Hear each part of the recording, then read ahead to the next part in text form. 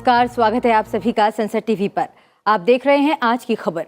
मैं हूं आपके साथ शालिनी खंडेलवाल। अगले आधे घंटे में आपको रूबरू कराएंगे देश और दुनिया की हर जरूरी खबर से। राज्यों की सुर्खियों और मौसम के हाल पर भी डालेंगे नजर। शुरुआत हेडलाइंस के साथ। देश भर में विजयदशमी की धूम, राष्ट्रपति ने दी बधाई। दिल्ली में दशहरा समारोह में शामिल हुए उपराष्ट्रपति। हिमाचल प्रदेश के कुल्लू में प्रधानमंत्री ने मनाई विजयदशमी।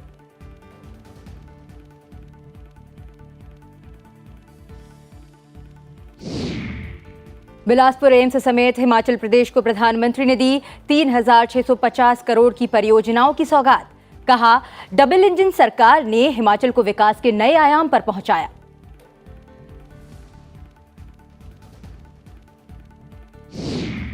पाकिस्तान के साथ बातचीत से केंद्रीय गृह मंत्री अमित शाह का साफ इनकार। कहा, हरगिज बर्दाश्त नहीं आतंकवाद। जम्मू कश्मीर में सुरक्षा हालात की समीक्षा के लिए उच्च स्तरीय बैठक। रसायन के लिए नोबेल पुरस्कार का ऐलान। अणुओं पर अनुसंधान के लिए 3 वैज्ञानिकों को मिला सम्मान। Royal Swedish academy of sciences ने की घोषणा। राष्ट्रपति व्लादिमीर पुतिन ने यूक्रेन के 4 प्रांतों के रूस में विलय कानून पर किया हस्ताक्षर। यूक्रेन और पश्चिमी देशों ने बताया अवैध। अंतर्राष्ट्रीय कानून की अवहेलना कर विलय का लगाया आरोप।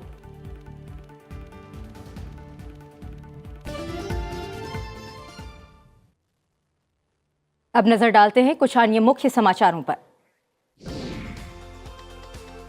सरकार की नवंबर और दिसंबर में महाराष्ट्र, उत्तर प्रदेश और गोवा में 22 खनिज ब्लॉकों की नीलामी की योजना है। ब्लॉकों के लिए निविदाओं को आमंत्रित करने का नोटिस सितंबर में जारी किया गया था। देश में बालिका शिशु मृत्यु दर में गिरावट दर्ज की गई है और ये बालक शिशु मृत्यु दर के समान स्तर पर आ गई है। हालांकि 16 राज्यों में बालकों की तुलना में बालिकाओं की मृत्यु दर अब भी ऊंची है। अरुणाचल प्रदेश के तवांग इलाके के पास आज भारतीय सेना का एक चीता हेलीकॉप्टर दुर्घटनाग्रस्त हो गया। हादसे में एक पायलट शहीद हो गया। तेलंगाना राष्ट्र समिति का नाम बदलकर भारत राष्ट्र समिति किया गया। सम्मेलन में पार्टी अध्यक्ष और तेलंगाना के मुख्यमंत्री के चंद्रशेखर राव ने पार्टी का नाम परिवर्तन संबंधी प्रस्ताव पढ़ा। आरएसएस प्रमुख मोहन भागवत ने महिलाओं को निर्णय लेने की स्वतंत्रता के साथ सशक्त बनाने पर जोर दिया है। नागपुर में दशहरा के पर्व पर वार्षिक संबोधन में उन्होंने कहा है कि समाज को एकजुट रखने के लिए पुरुषों और महिलाओं के बीच समानता जरूरी है। दुबई के जेबेल अली गांव में भारतीय और अरबी वास्तुकला के मिले जुले स्वरूप वाले एक भव्य हिंदू मंदिर को जनता के लिए खोल दिया गया है। इसे सहिष्णुता, शांति और सद्भाव के एक मजबूत संदेश के तौर पर देखा जा रहा है। विश्व बैंक के अध्यक्ष डेविड मैलपास ने कहा कि कोविड संकट के दौरान भारत ने गरीब और जरूरतमंद लोगों को जिस प्रकार से समर्थन दिया है वो असाधारण है। अमेरिका के राष्ट्रपति जो बाइडेन ने WHO के कार्यकारी बोर्ड में अमेरिकी प्रतिनिधि के तौर पर डॉक्टर विवेक मूर्ति को नामित किया है। वो सर्जन जनरल के साथ साथ इस नए पद की जिम्मेदारी भी संभालेंगे। भारतीय महिला अंडर 17 टीम के मुख्य कोच थॉमस डेनरबी ने 11 अक्टूबर से शुरू होने वाले फीफा अंडर 17 विश्व कप के लिए 21 सदस्यीय टीम की घोषणा की। मेजबान भारत को ग्रुप ए में अमेरिका, मोरक्को और ब्राजील के साथ रखा गया है। इंटरनेशनल हॉकी फेडरेशन ने वर्ष 2021-22 के लिए भारत के सविता पुनिया और PR श्रीजेश को FIH goalkeeper of the year पुरस्कार से नवाजा है।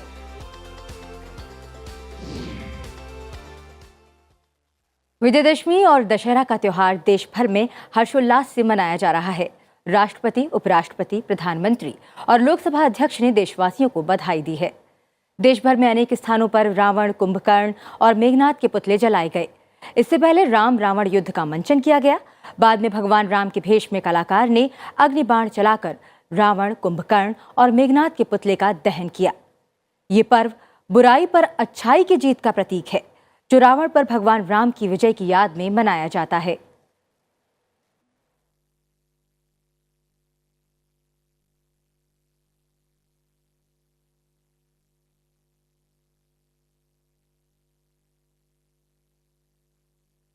कर्नाटक में 10 दिन से चल रहे मैसूरू दशहरा उत्सव का आज विजयादशमी के अवसर पर हाथियों के भव्य जुलूस के साथ समापन हो रहा है। आज शाम मैसूर में जंबो सवारी यानी हाथियों के संग भव्य जुलूस का आयोजन किया जा रहा है। दोपहर को नंदी ध्वज यानी धार्मिक झंडे की पूजा हुई। शाम को चामुंडेश्वरी देवी की मूर्ति पर फूल बरसाकर जुलूस का शुभारंभ हुआ। पुलिस बैंड, पारंपरिक टोलियां, लोक कलाकार, सजाए गए ऊंट, घोड़े और हाथियों का समूह इस जुलूस में भाग ले रहा है।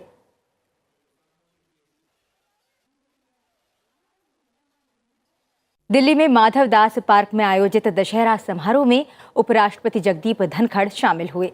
उपराष्ट्रपति ने दशहरा की बधाई देते हुए कहा कि यह त्योहार धर्म और सत्य में विश्वास को मजबूत करता है। उन्होंने उम्मीद व्यक्त की कि ये पर्व देश में शांति, समृद्धि और सौहार्द लेकर आएगा।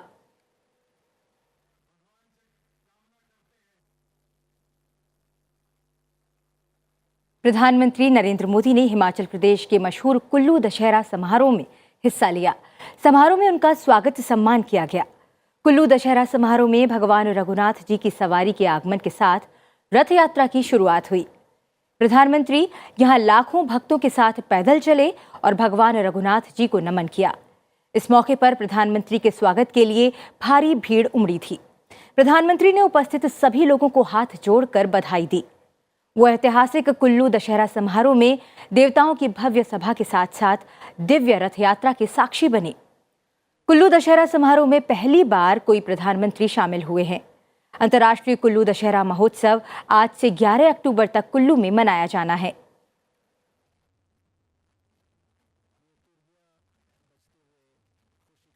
प्रधानमंत्री नरेंद्र मोदी ने हिमाचल प्रदेश के बिलासपुर में अखिल भारतीय आयुर्विज्ञान संस्थान का उद्घाटन किया। एम्स बिलासपुर का निर्माण 1470 करोड़ रुपए से अधिक की लागत से किया गया है। उन्होंने कहा कि बिलासपुर को शिक्षा और चिकित्सा सुविधाओं की 2 सौगात मिली हैं। प्रधानमंत्री ने कहा कि पिछले 8 वर्षों में सरकार ने देश के दूर दराज के इलाके के लोगों तक विकास का लाभ पहुंचाने का काम किया है। प्रधानमंत्री ने जिक्र किया कि बिलासपुर में एम्स के बनने से हिमाचल के लोगों को किफायती चिकित्सा सुविधाएं मिलेंगी। ये संस्थान पर्यावरण अनुकूल भी है और इसे ग्रीन एम्स के नाम से जाना जाएगा।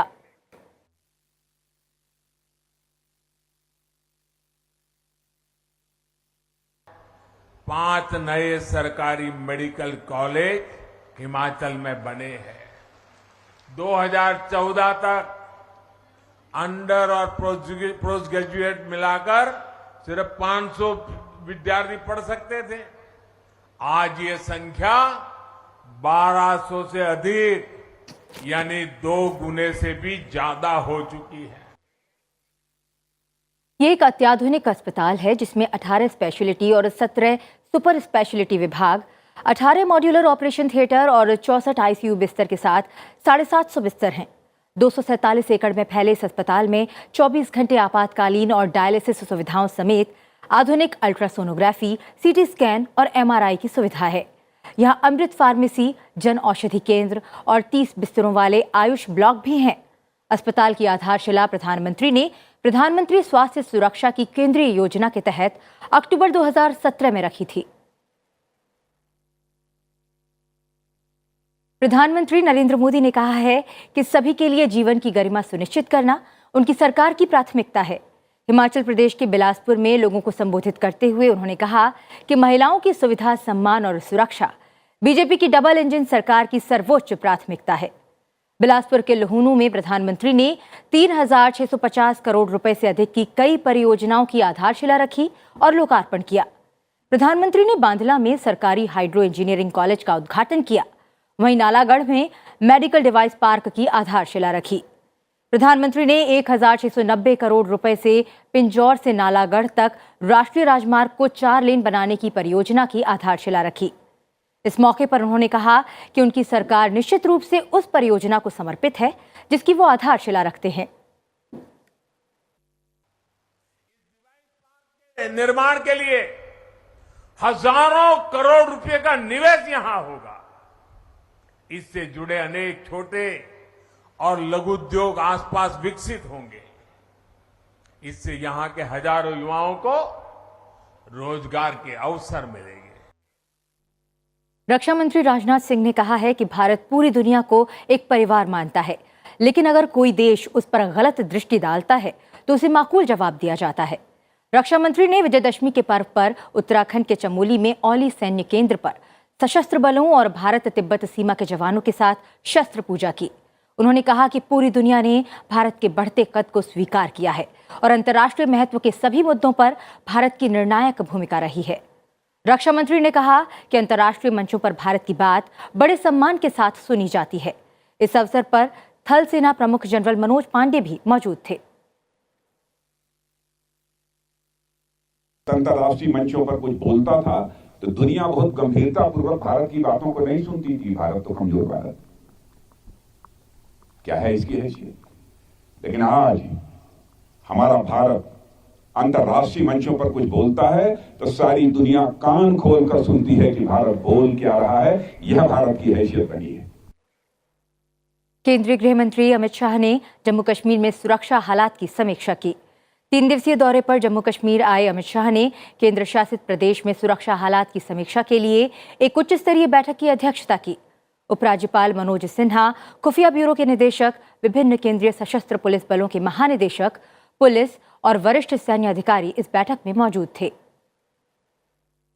केंद्रीय गृह मंत्री अमित शाह ने श्रीनगर में विभिन्न विकास परियोजनाओं का उद्घाटन और शिलान्यास भी किया।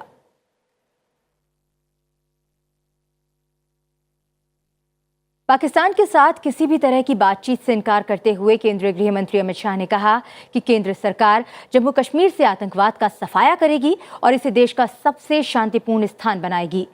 गृहमंत्री ने कहा कि जम्मू कश्मीर पहले आतंकवादियों का गढ़ था, लेकिन अब ये पर्यटन केंद्र बन गया है। उन्होंने कहा कि जम्मू कश्मीर में पूरी तरह पारदर्शी तरीके से चुनाव होंगे। जम्मू कश्मीर के बारामूला में एक जनसभा को संबोधित करते हुए उन्होंने कहा कि मतदाता सूची तैयार करने का काम पूरा होते ही चुनाव करा दिया जाएगा।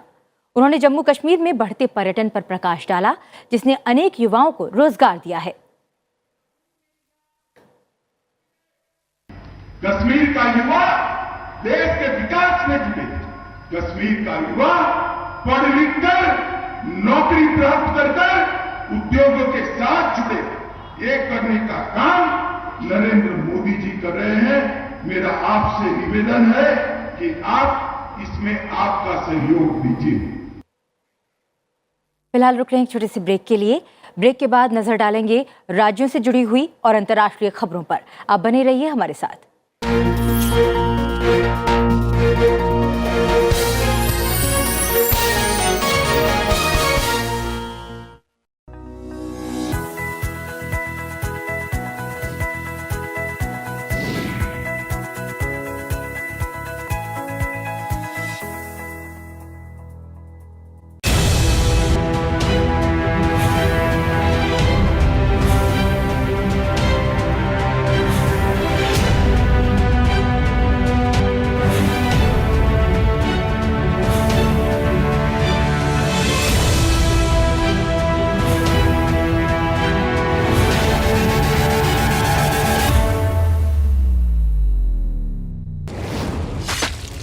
शास्त्रों ने कहा है कि जब राजा अन्याय करता है तो नमक और शक्कर भी अपना रस छोड़ देते हैं। जहां बेटियों की नहीं सुनी जाती, वो राष्ट्र उत्कर्ष नहीं कर सकता। सुशासन का एक ही सिद्धांत है, जो न्यायपूर्वक शासन करता है उसे बाद में पछताना नहीं पड़ता।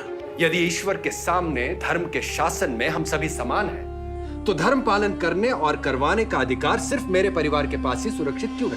मैंने तुम्हें पाटलिपुत्र का साम्राज्य इसलिए दिया है ताकि तुम खंड खंड में बटे हुए भारत को एक कर सको। याद रख, राजा का सुख प्रजा के सुख में है। आप कर के रूप में सालाना अपनी उपज का हिस्सा राज्य के कोष के निर्माण के लिए देते हैं। यह शुल्क मेरे उपभोग के लिए नहीं, किंतु प्रजा के उपयोग के लिए है।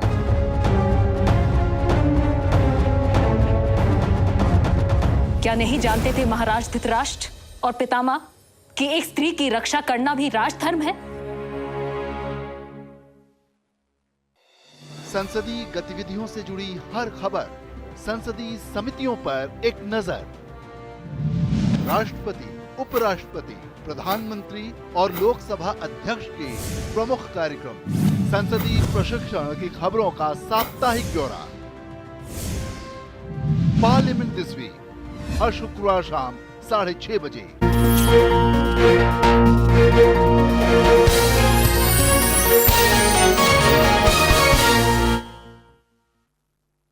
देख रहे हैं आज की खबर। बढ़ते हैं आगे और बात करते हैं राज्यों से जुड़ी हुई खबरों की।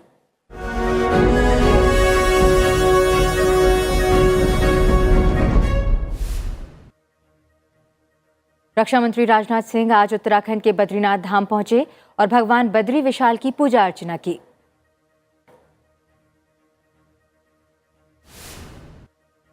केंद्रीय गृह मंत्री अमित शाह ने श्रीनगर में छठी पातशाही गुरुद्वारा में मत्था टेका और देश के साथ जम्मू कश्मीर निवासियों की प्रगति, उन्नति और उत्तम स्वास्थ्य के लिए अरदास की।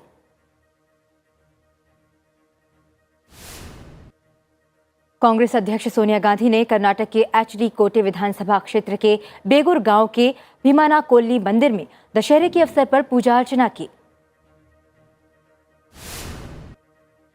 उत्तर प्रदेश के मुख्यमंत्री योगी आदित्यनाथ ने राष्ट्रीय डॉल्फिन दिवस के अवसर पर गोरखपुर के शहीद अशफाकुल्लाह खान प्राणी उद्यान में वन्य प्राणी सप्ताह 2022 समारोह में भाग लिया। जम्मू कश्मीर के शोपियां जिले में सुरक्षा बलों और आतंकवादियों के बीच हुई 2 मुठभेड़ में 4 आतंकवादी मारे गए। सुरक्षा बलों ने द्रास इलाके में 3 तो वहीं मुलू इलाके में 1 आतंकी को मार गिराया। उत्तराखंड के पौड़ी जिले में बारात को ले जा रही एक बस के खड्डे में गिरने से कम 25 लोगों की मौत हो गई, जबकि 20 अन्य लोग घायल हो गए। राष्ट्रपति, उपराष्ट्रपति, प्रधानमंत्री और लोकसभा अध्यक्ष ने हादसे पर दुख जताया है।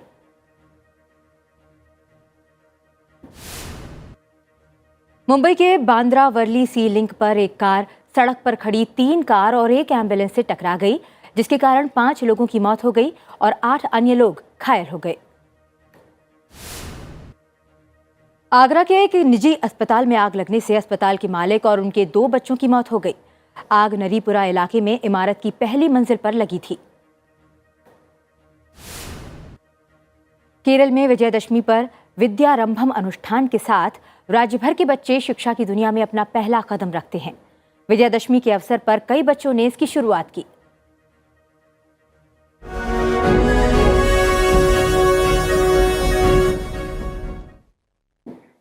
उत्तरकाशी जिले में द्रौपदी का डांडा 2 में हुए हिमस्खलन में अभी तक 15 पर्वतारोहियों को सुरक्षित रेस्क्यू कर एनआईएम लाया गया है और 16 पर्वतारोही बेस कैंप में सुरक्षित हैं, जिनको रेस्क्यू करने का काम लगातार जारी है।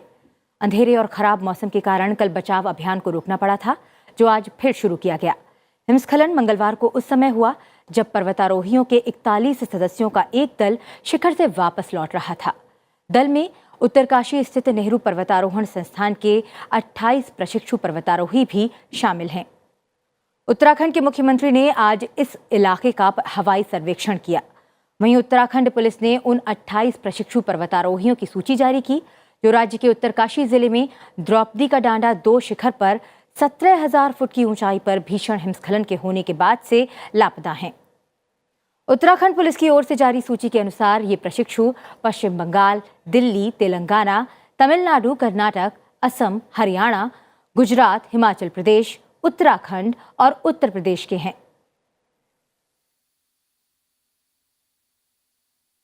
और अब खबरें अंतर्राष्ट्रीय जगत से।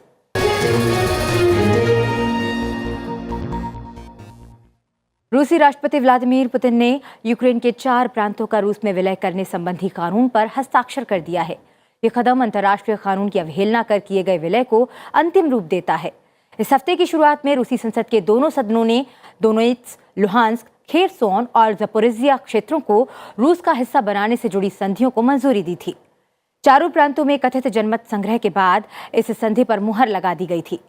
इस जनमत संग्रह को यूक्रेन और उसके पश्चिमी सहयोगियों ने अवैध बताकर खारिज किया है। रसायन विज्ञान में इस वर्ष का नोबेल पुरस्कार Carolyn R Bertozzi, Morten Meldal और के बैरी शार्पलेस को समान भागों में अणुओं के एक साथ विखंडन का तरीका विकसित करने के लिए प्रदान किया गया है। Royal Swedish academy of sciences के महासचिव हैंस एलेग्रेन ने विजेताओं की घोषणा की। उनके काम को क्लिक रसायन और बायो ऑर्थोगोनल प्रतिक्रियाओं के रूप में जाना जाता है। इसका उपयोग कैंसर की दवाएं बनाने, डीएनए मैपिंग करने और एक विशिष्ट उद्देश्य के अनुरूप सामग्री बनाने के लिए किया जाता है। बर्टोजी कैलिफोर्निया में स्टैनफोर्ड विश्वविद्यालय से ताल्लुक रखते हैं। मेल्डल डेनमार्क के कोपेनहेगन विश्वविद्यालय से हैं और शार्पलेस कैलिफोर्निया के स्क्रिप्स रिसर्च से संबद्ध हैं। शार्पलेस ने पहले 2001 में नोबेल पुरस्कार जीता था। वो 2 बार पुरस्कार प्राप्त करने वाले 5वें व्यक्ति हैं।